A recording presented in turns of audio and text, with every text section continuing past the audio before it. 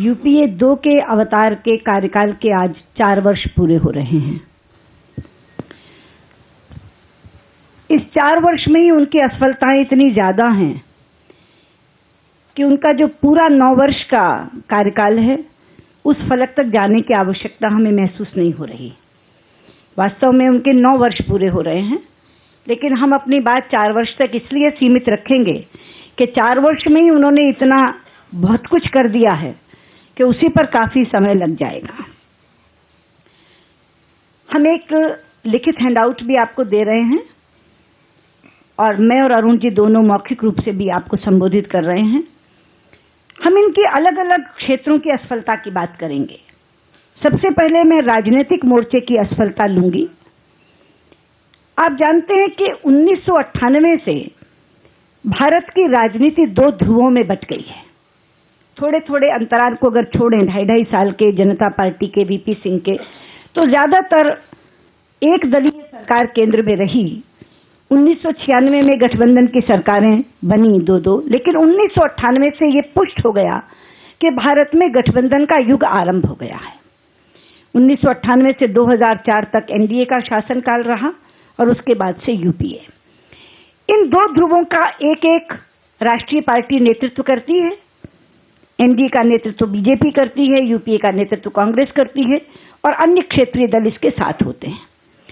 इस तरह के गठबंधन की सरकारों के लिए एक विशेष नेतृत्व की जरूरत होती है।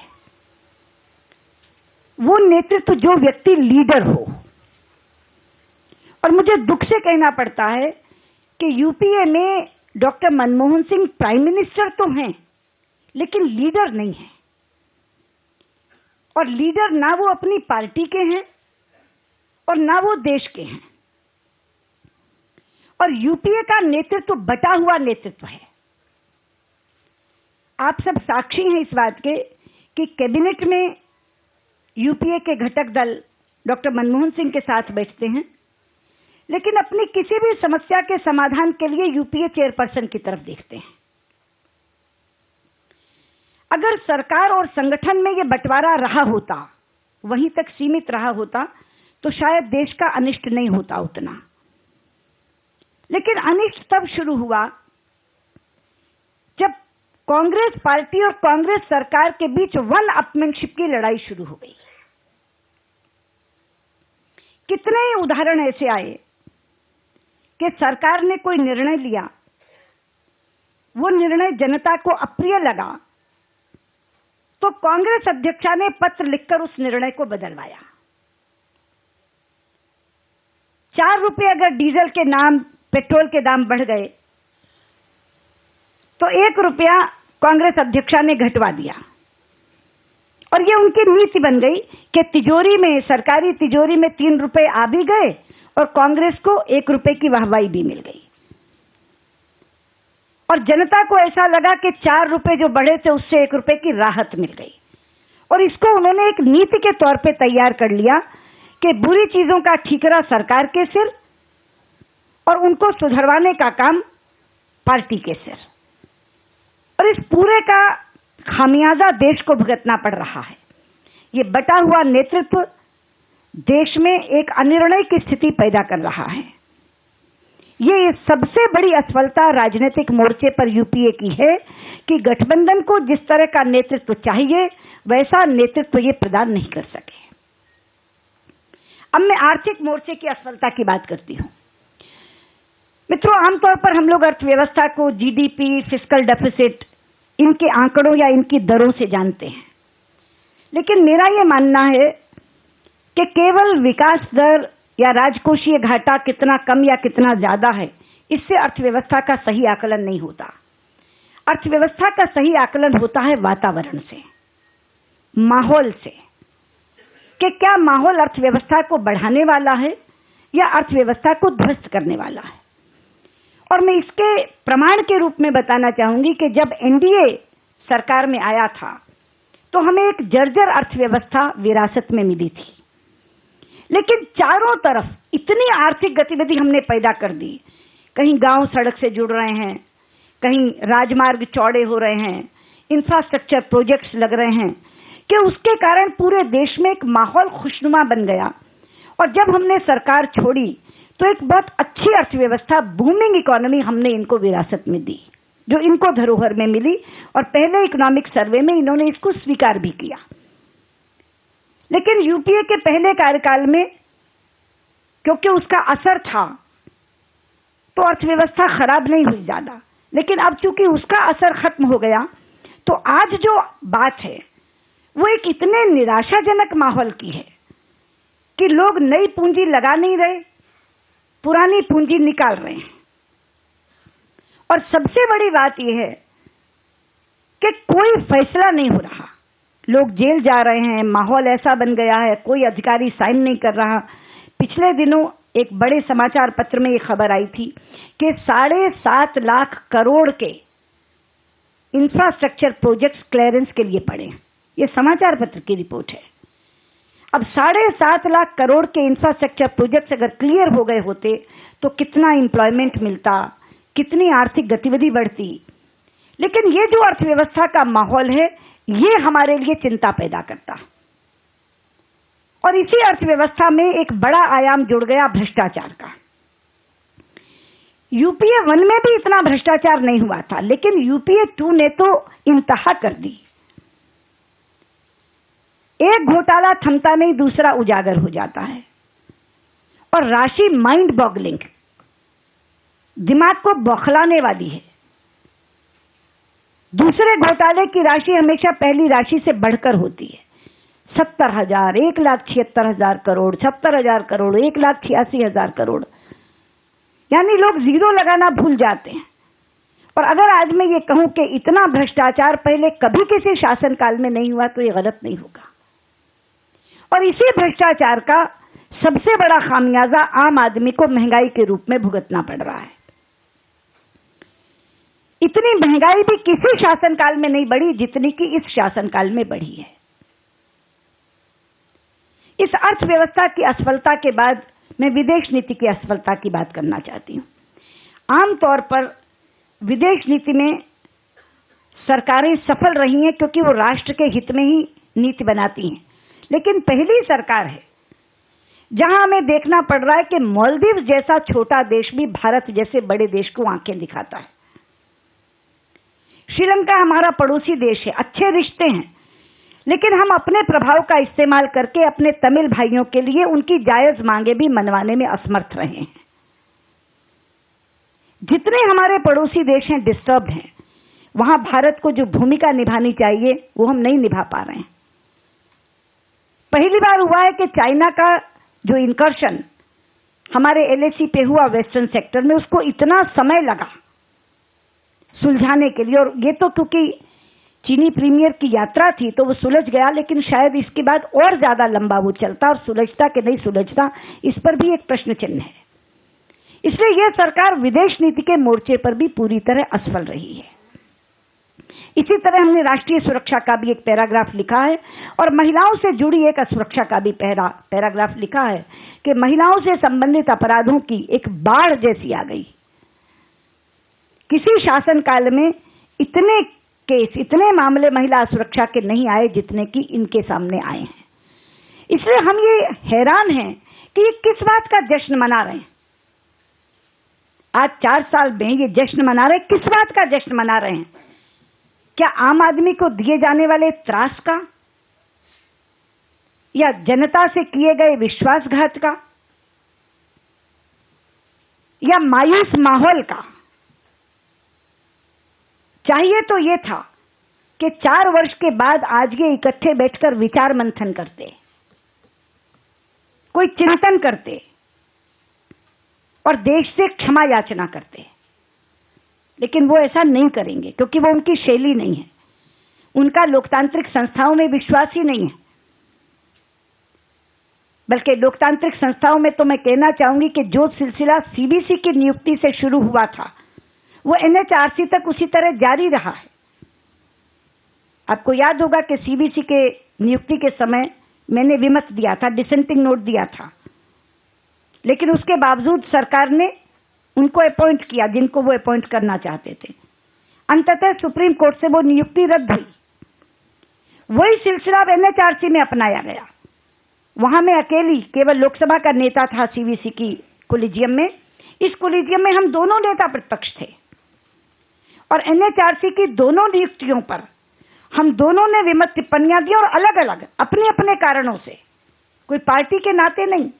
अरुण जी ने अपना डिसेंट नोट लिखा, मैंने अपना डिसेंट नोट लिखा, दोनों ने अपने अपने कारण लिखे। लेकिन लगता है कि जैसे मन बनाकर आए थे और तय कर लिया था कि हमारी बात को सुनना ही नहीं, तो बहुमत के ऊपर आधार पर अगर वो इस तरह से विमत को खत्म करेंगे तो कंसल्टेशन एक फार्स बन के रह जाएगी जो रह गई है। लोकतांत्रिक संस्थाओं में सीएजी हो, सीवीसी हो, पीएसी हो, जेपीसी हो, हर संस्था का जिस तरह से इन्होंने क्षरण किया है वो भी पहले कभी नहीं हुआ। इसलिए हमने तय किया है कि ये तो ना विचार मंथन करेंगे, ना आत्मचिंतन करेंगे, ना क्षमा याचना करेंगे, लेकिन हम प्रमुख प्रतिपक्षी दल के नाते इनके कारनामों को उजागर करेंगे, देश में जनता की आवाज को बुलंद करेंगे, अगले सप्ताह जेल भरेंगे और आने वाले चुनाव में इस शासन से देश को मुक्ति दिलाएंगे। तो इनका जश्न और हमारा उसके बारे में संकल्प करने के लिए हम आज की ये प्रेस कॉन्फ्रेंस कर रहे हैं। मैं माइक अरुण जी को देती हूं, वो इसमें कुछ जोड़ेंगे। धन्यवाद।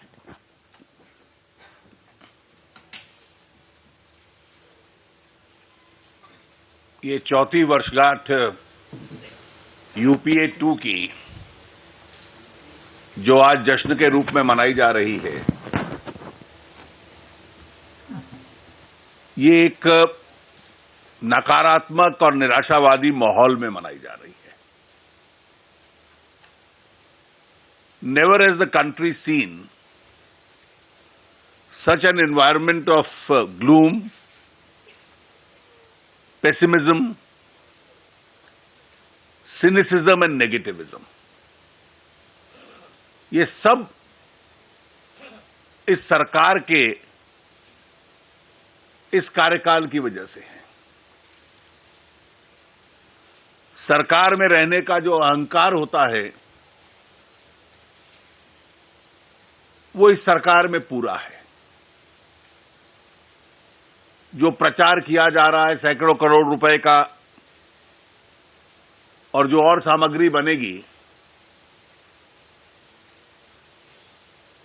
उस प्रचार और प्रोपेगेंडा को देश की जनता स्वीकार नहीं कर रही।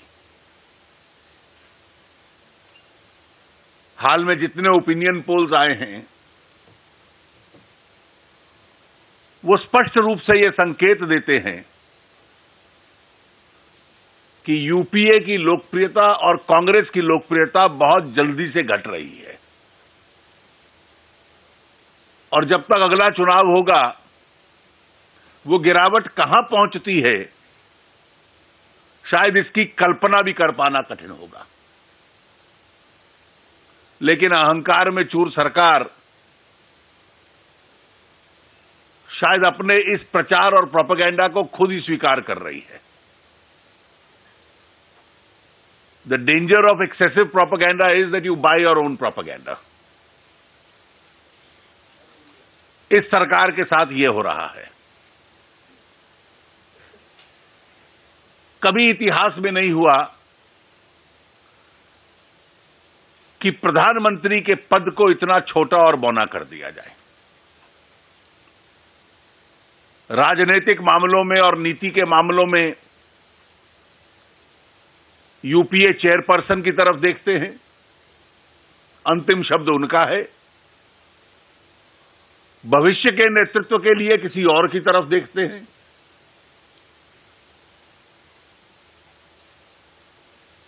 प्रधानमंत्री का जैसे कोई राजनीतिक रोल ही ना सरकार के अंदर बचा हो। मुझे कोई दूसरा उदाहरण याद नहीं, किसी प्रधानमंत्री का याद नहीं जब प्रधानमंत्री का पद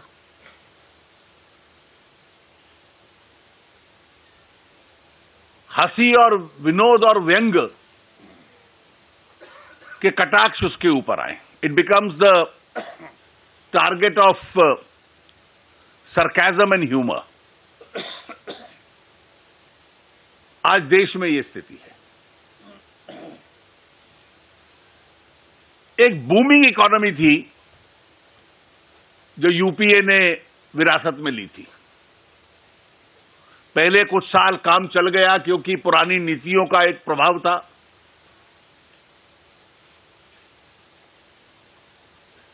जिस वक्त 2% और 3% भी ग्रोथ रेट होता था 50 और 60 के दशक में, पॉलिसी पैरालिसिस शब्द का प्रयोग तब भी नहीं होता था। जिस वक्त यह कल्पना थी कि भारत 8, 9, 10% से आगे बढ़ेगा,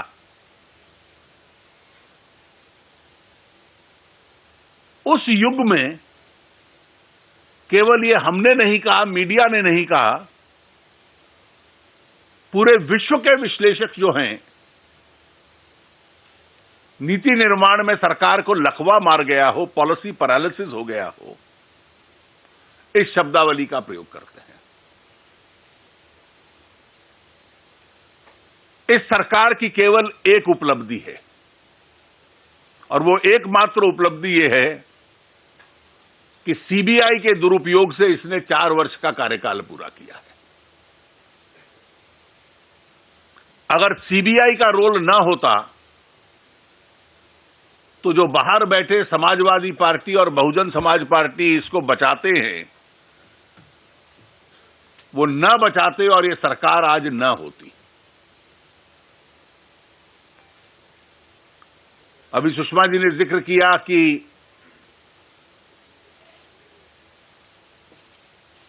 डेमोक्रेटिक और कॉन्स्टिट्यूशनल इंस्टीट्यूशंस का क्या हाल किया है। ये केवल सीबीआई नहीं,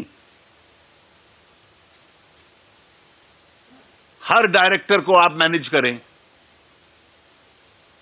अभी तक इतना बड़ा देश में आंदोलन चला, कानून तैयार है लेकिन लोकपाल का कानून नहीं लाना, पार्लियामेंट्री एजेंडा पे भी नहीं डालते उसको। एक व्यर्थ में जीओएम ऑन सीबीआई बना दिया। 2-3 विषयों पे मतभेद हैं, लेकिन सिलेक्ट कमेटी उस पे अपनी रिकमेंडेशंस दे चुकी है। लोकपाल का जो लेजिस्लेशन है, उसका जो शेड्यूल है, उस शेड्यूल में Delhi special police establishment act में क्या क्या तब्दीलियां करनी चाहिए, परिवर्तन करने चाहिए, वो पूरे सुझाव आ चुके हैं। तो 2-3 वर्ष इतनी चर्चा के बाद, इतने बड़े आंदोलन के बाद, संसद में इतनी बड़ी बहस के बाद, फिर उसको एक जीओएम के पास हवाले कर दिया जाए, इसका मतलब स्पष्ट है कि इस देश में अकाउंटेबिलिटी बने, ये सरकार की नीयत नहीं है। हर नियुक्ति को लेकर विवाद है। सीवीसी से आरंभ हुआ, समाज में बहुत बड़ी टिप्पणी, आज भी लेख छपे हैं समाचार पत्रों में, एडिटोरियल पेजेस पे,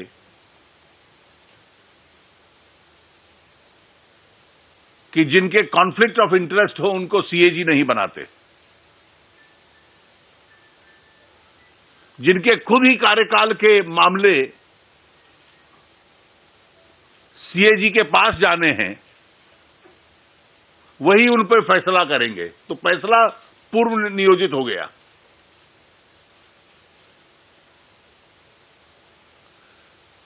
इस परिस्थिति में न राजनीतिक समर्थन बचा है इस सरकार के पास। भारतीय जनता पार्टी प्रमुख विपक्षी दल के नाते हर स्तर के ऊपर इस सरकार के खिलाफ अपनी लड़ाई जारी रखेगी। अगले सप्ताह भी हमारा देश भर में जेल भरो अभियान है, जिसमें हमारा समस्त नेतृत्व आंदोलन का नेतृत्व करेगा और देश की जनता से इस बात का आग्रह करेगा कि जो एक माहौल इस सरकार के खिलाफ बन रहा है, उसको और तेजी और तीव्रता से आगे बढ़ाया जाए। धन्यवाद। क्वेश्चंस। हाँ,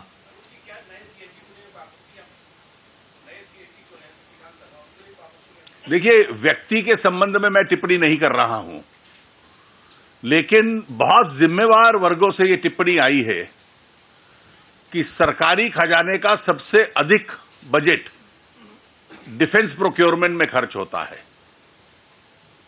हाँ, बीच में। हाँ, और इसलिए अगर उसी के ऊपर ऑडिटिंग होनी है और वो स्वयं करेंगे, तो क्या ये अपने आप में उपयुक्त है? मैं व्यक्ति पे टिप्पणी नहीं कर रहा हूं, जो इंस्टीट्यूशनल कॉन्फ्लिक्ट ऑफ इंटरेस्ट है, मैं उसका जिक्र कर रहा हूं।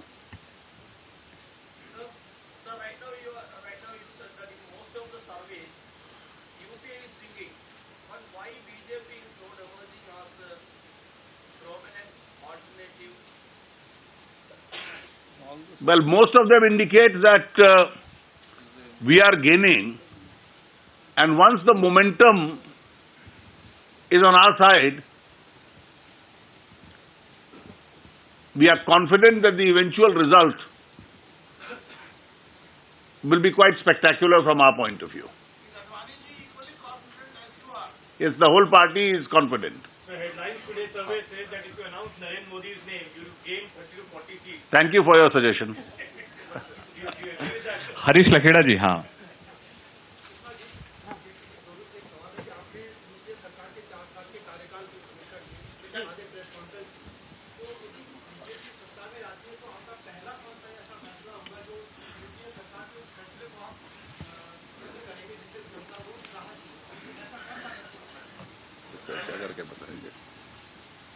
फैसले को रद्द करके राहत नहीं मिला करती, नया अच्छा फैसला करके राहत मिला करती है।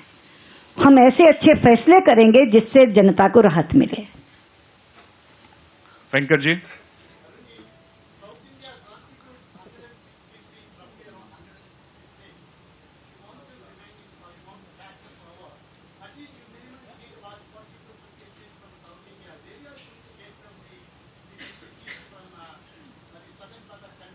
You see, let me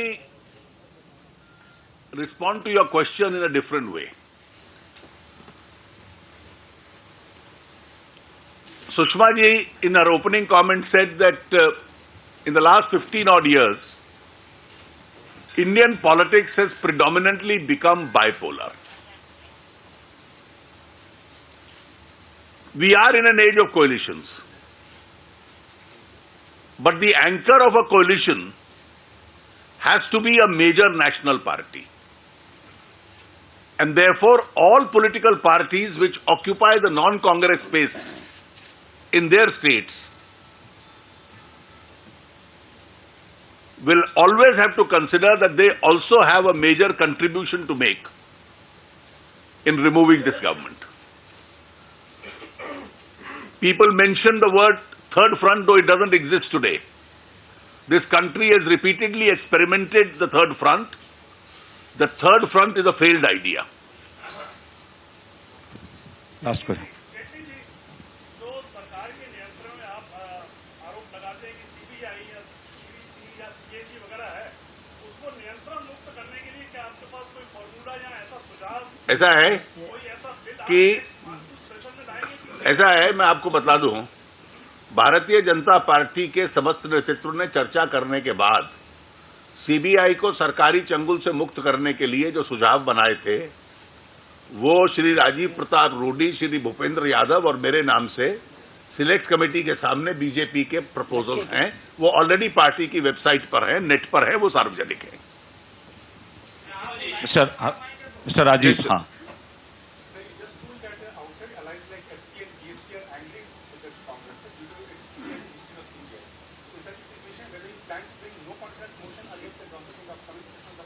That's a parliamentary strategy which we'll decide. Well, parliamentary tactics are to be determined on basis of the floor situation. Yeah, हाँ। You said in your introductory Remarks. that such type of contemporary alliance need a leader of the government and leader of the people. Are you confident that NDA has that leadership who can be the leader of this league? Yes, absolutely confident. Mr. Pathak. That will be decided by the parliamentary board at an appropriate time. Mr. Pathak.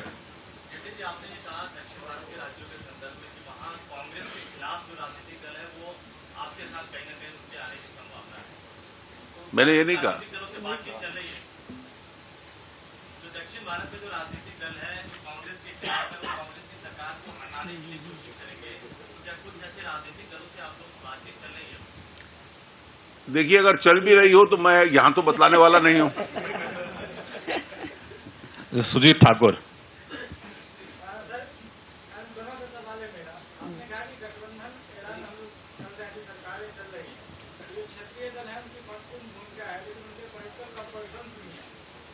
Bhajpa के साथ आने से उन्हें रोकती है, तो क्या यह जो भाजपा की खामी है वो कांग्रेस को फायदा पहुंचाती है?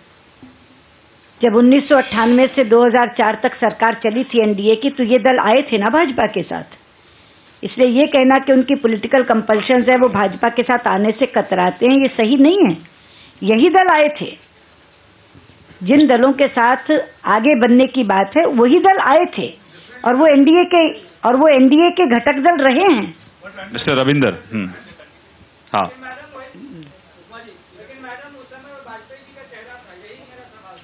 नहीं तो हमने आपसे कहा ना कि इस बार चेहरा होगा कि नहीं होगा चुनाव से पहले, या होगा तो किसका होगा, ये पार्लियामेंट्री बोर्ड तय करेगा समय आने पर। आप उतावले क्यों हो रहे हैं चेहरा देखने के लिए? Mister Ravinder.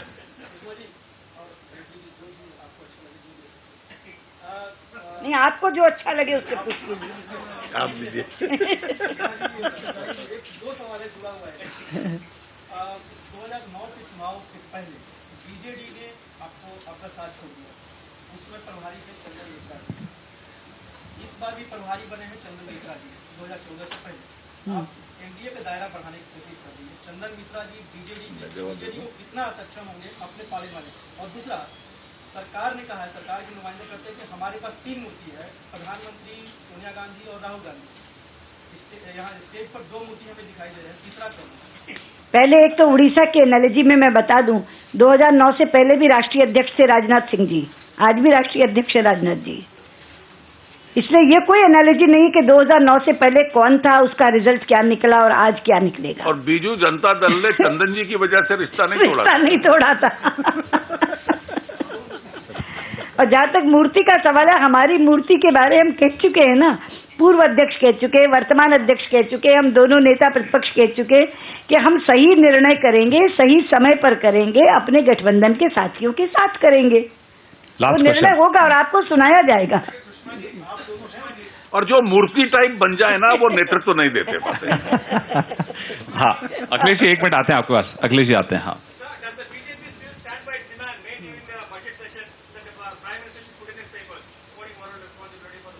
Of course we do. Yes, we do. No, we have not gone back. No, we have not gone back. We don't repeat it every day, so that doesn't mean that you've gone back on it. We have not gone back on Mr. Akhilesh Sharma. हाँ. Last question. हाँ. Second last.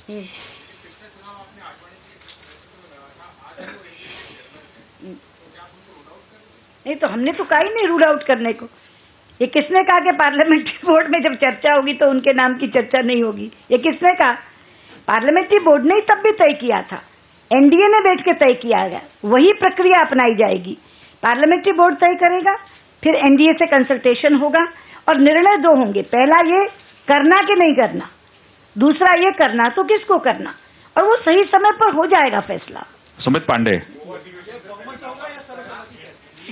Pandey.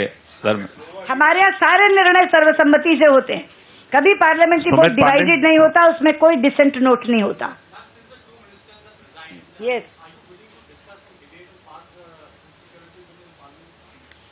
had they taken the resignation on 8th, we would have passed these bills even on 9th and 10th. I am on record saying that. Now you don't have any problem in the monsoon session. No, as regards parliament session, we don't have, because that demand has been fulfilled. आनंद, हाँ।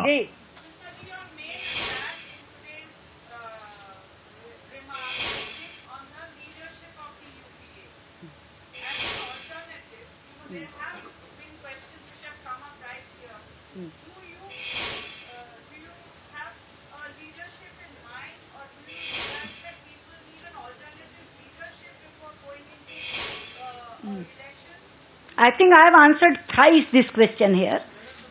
The leadership issue will be decided by the Parliamentary Board of BJP in consultation with the NDA partners. Thank you. Last question, Anand Pandey, sir. हाँ, ask your question. ये BJP की press conference है, IPL की नहीं. बहुत बहुत धन्यवाद. Thank you very much.